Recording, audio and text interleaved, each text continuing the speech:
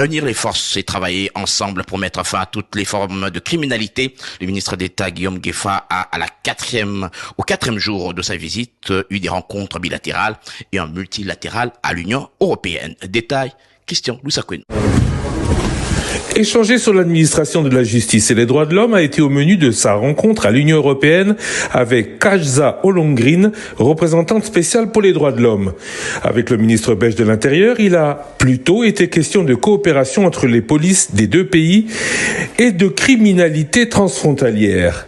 Bernard Quintin est le ministre belge de la Sécurité et de l'Intérieur. Donc la plupart des dossiers, comme vous disiez, évidemment appartiennent à la justice, mais les enquêteurs de la police judiciaire travaillent conjointement pour le ministre de l'Intérieur et la ministre de la Justice en fonction des enquêtes qu'ils mènent.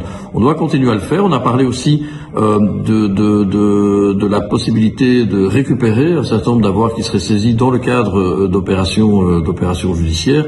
Donc comme je le disais, il y a vraiment des champs de coopération qui sont très importants. Et si on parle de criminalité organisée, on sait aussi évidemment qu'elle est transfrontalière. C'est vrai que pour ce qui est mon quotidien, qui est vraiment la lutte contre le crime organisé lié au trafic de drogue, disons que la RDC est moins au top de ma liste, mais il y a des mouvements, il y a beaucoup de mouvements de par notre histoire commune et nos populations qui sont imbriquées les unes dans les autres. Donc il y a aussi des mouvements liés au trafic de drogue et à tout l'argent qui est généré par rapport à ça. Donc on le fait. C'est pour ça que je dis que c'est important que les commissions rogatoires, bien que ça fonctionne bien, que ça soit le plus fluide possible. Voilà, donc il y a encore de beaux champs de coopération à renforcer. Enchanté. Bienvenue.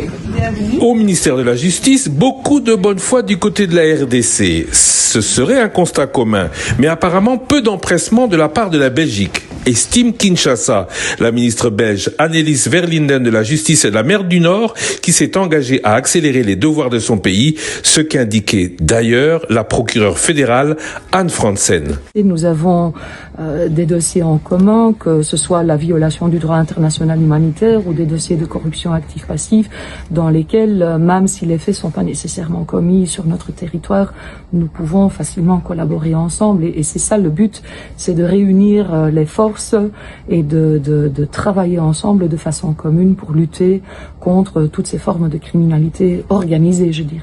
Parmi les dossiers cités, ceux d'anciens dignitaires ayant détourné de l'argent, ayant ensuite investi cet argent en Belgique. Bruxelles, Christian Lusakwen, Top Congo FM.